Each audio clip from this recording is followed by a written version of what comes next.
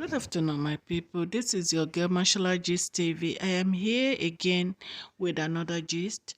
But before that, if today is your first time on my channel, can you go straight and press the notification bell so that whenever I post a gist, you can get it.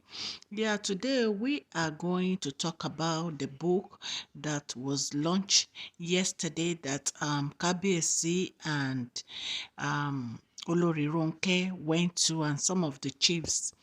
So please hold on so that I can explain what happened there to you. So arábìnrin tó kọ ìwé yìí ó jáde, wọ́n ní inú àwọn dùn láti jẹ́ ọmọ Nàìjíríà. Wọ́n ní àwọn dẹ̀ fẹ́ sọ̀rọ̀ nípa ìwé tí àwọn kọ yìí. Wọ́n ní àwọn Yorùbá tó wá láti Ilé-Ifẹ̀, wọ́n ní èèyàn dáadáa ni wọ́n, pé beautiful people ni wọ́n ní gbogbo àgbáyé. Wọ́n ní appointment àwọn ní diplomat to 4 countries. Wọ́n ní àwọn èèyàn ó yà wọ́n lẹ́nu pé àwọn ò kí ń ṣe Yorùbá, báwo làwọn ṣe kọ ìwé yìí. Wọ́n ní àwọn ṣe research àwọn dẹ̀ found out nípa cultural activities, ìtorí ẹ̀ làwọn fi kọ ìwé yìí. Wọ́n ní àwọn ro ibi táwọn lè lọ, ẹni táwọn lè lọ bá. Wọ́n ní àwọn dẹ̀ lọ sí ọ̀dọ̀ kábíyèsí láti lọ béèrè nípa culture wa àti bí a ṣe lè ṣe ìdàgbàsókè lórí culture wa. Wọ́n nígbà táwọn dé palace kábíyèsí, wọ́n ní ṣe ló dàbí ẹni pé ibẹ̀ làwọn ń gbé. Wọ́n ní the way ìbọn ṣe welcome àwọn, wípé wọ́n yọ ṣọ̀yàyà máwọn, wípé àwọn táwọn jọ lọ́gọ́ ń béèrè lọ́wọ́ àwọn pé ṣáwọn ti débẹ̀ yẹn rí ni. Wọ́n ní àwọn ò wá, pé àwọn kan rẹ́rìn ní, pé àwọn ní àwọn ò tí ì débí rí. Wọ́n ní uncle àwọn wá sọ fáwọn pé grandmother àwọn wípé ó ń ṣiṣẹ́ ní ó ń ṣe ojúṣe leader of a woman nígbà tí àwọn wà ní kékeré. Wọ́n ní àwọn woman yìí tí grandmother wọn ń ṣiṣẹ́ pẹ̀lú yìí, tí wọ́n ń ṣe leader àwọn yìí, pé àwọn ni wọ́n máa ń ṣe coronation of àwọn ọba tí wọ́n bá ti fi ọba jẹ. Wọ́n ní grandma wọ́n wà in charge of wípé bóyá tí wọ́n bá fẹ́ fi ọba jẹ, tí wọ́n máa ṣe ayẹyẹ fún ọba, àbí tí àwọn èèyàn bá fẹ́ marry ní ìlú, wípé wọ́n wà ní in charge of it. Wọ́n ní ìtorí ẹ̀ ni àwọn fi lọ sí Ilé-Ifẹ̀ láti lọ ṣe ìwádìí nípa culture Yorùbá.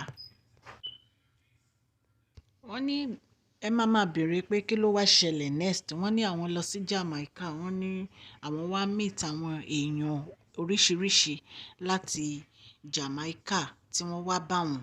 Wọ́n náà wá bá wọn pé àwọn fẹ́ kọ́ bí wọ́n ṣe ń sọ Yorùbá language.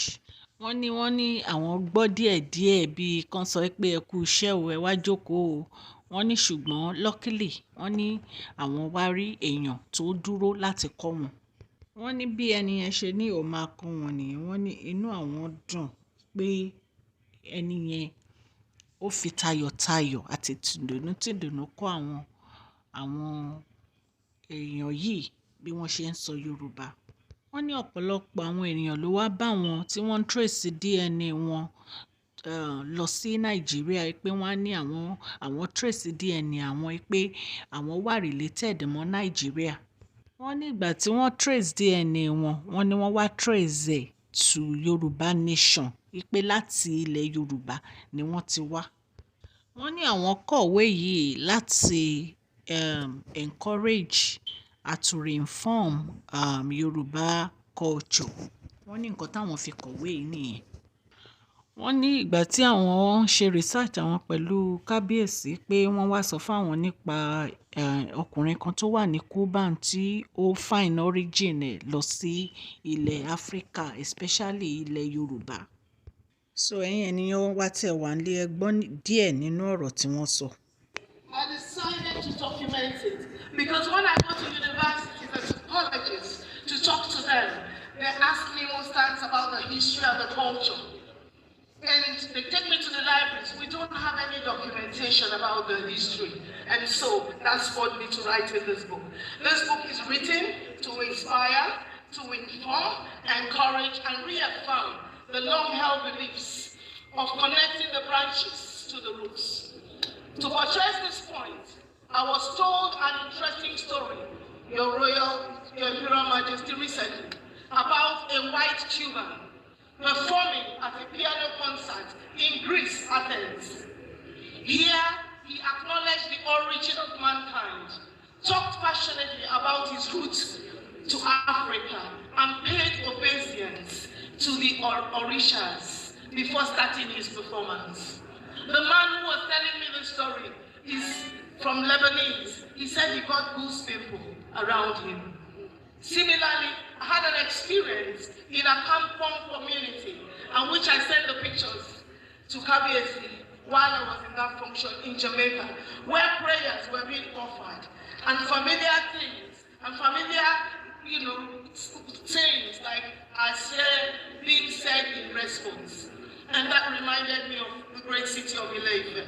The world agrees that the modern Homo sapiens originated from Africa, and indeed, according to our beliefs, has Ile-Ife as the origin of modern civilization. And a lot of people have come to agree with this notion, as you will read in the coffee table book.